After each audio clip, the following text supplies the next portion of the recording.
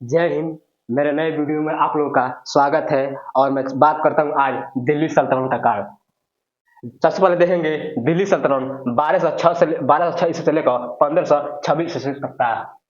उसके बाद 5 वंशों ने दिल्ली सल्तनत काल का शासन किया। सबसे पहले महत्वपूर्ण है गुलाब वंश 1206 से लेकर 1290 ईस्वी तक। उसके बाद खिलजी वंश 1290 से लेकर 1320 तक। उसके बाद आइएगा तुगलक वंश 1320 से लेकर 1414 तक। उसके बाद सैयद वंश 1414 से लेकर 1450 वर्ष।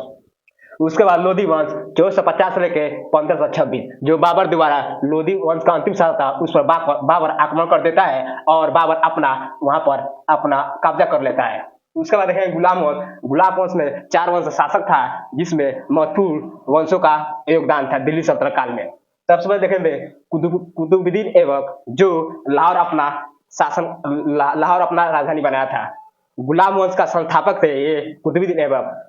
लाख वर्ष तक का कहा जाता है। ये अपने लाखों में अनुवाद मतलब अनुदान करते थे गरीबों को। उसे कुरान खान भी कहा जाता है, जो कुरान के सुर में लगाकर पढ़ते थे। कुतुबुद्दीन उल इस्लाम मस्जिद का भी निर्माण कराया था और कुतुबुद्दीन द्वारा कुतुब मीनार का निर्माण कराया गया था। और साथ ही 2.5 दिन झोपड़ी निर्माण जो अजमेर में कुतुबुद्दीन ने करवाया था। उसके बाद पढ़ेंगे ये इल्तुतमिश थे, जो कुतुबुद्दीन का गुलाम थे और ऐबक का दामाद था। जो कुतुबुद्दीन थे अपने पुत्री का विवाह इल्तुतमिश से किया था। ये गुलाबो वंश का गुलाम शासक संस्थापक कहा जाता था। उसके बाद देखेंगे दिल्ली का वास्तविक संस्थापक भी कहा जाता है। ये अपने राजधानी दिल्ली संस्थापक किया था। जो इल्तुतमिश थे वो अपने दिल्ली राजधानी संस्थापक किए थे। इन्हें गुलाम 40 दल का गठन किया। जो इल्तुतमिश थे ये गुलाम 40 दल का गठन भी किए थे।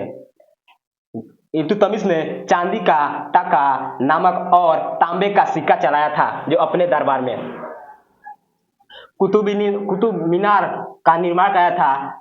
जो कुतुबुद्दीन ऐबक थे वो खाली कुतुब मीनार का नींव रखे थे और इल्तुतमिश ने कुतुब मीनार का पूरा निर्माण कार्य इल्तुतमिश ने करवाया था। सुल्तानगढ़ी मकबरा बनवाया था। और साथ में देखेंगे इल्तुतमिश का मकबरा अपने स्वयं ने बनवाया था इल्तुतमिश ने। और अब देखेंगे रजिया सुल्तान, जो रजिया सुल्तान थी, जो इनकी इल्तुतमिश की पुत्री थी। इसके बारे में देखेंगे भारत में पहली स्त्री थी जिसे पर्दा त्याग कर सिंहासन संभाला था। जो भारत में पहली स्त्री थी जिसे पर्दा त्याग कर सिंहासन संभाला था। रजिया ने अल्तुनिया से विवाह की थी। जो रजिया सुल्तान थी वो रजिया ने अल्तुनिया से विवाह किया था।